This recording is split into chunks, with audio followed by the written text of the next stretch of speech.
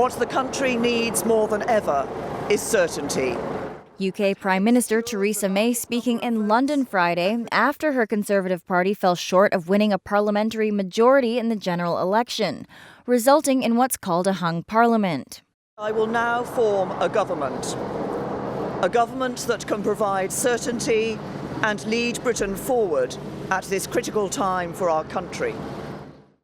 The Prime Minister will now lead a minority government with an understanding of support from the Democratic Unionist Party, a small Northern Irish party whose 10 seats are enough to give Mrs May and her Conservatives enough votes to govern.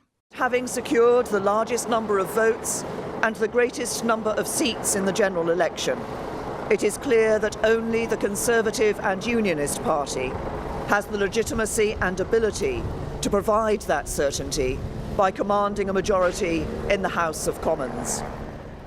Pressure mounted on Mrs May to step down as Prime Minister as the results of the election became clear.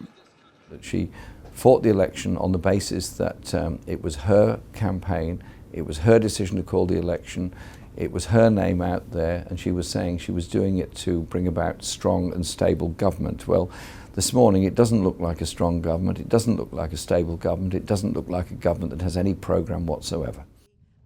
Mrs May called the election hoping for a landslide victory, looking to exploit the main opposition Labour Party's poor approval ratings at the time.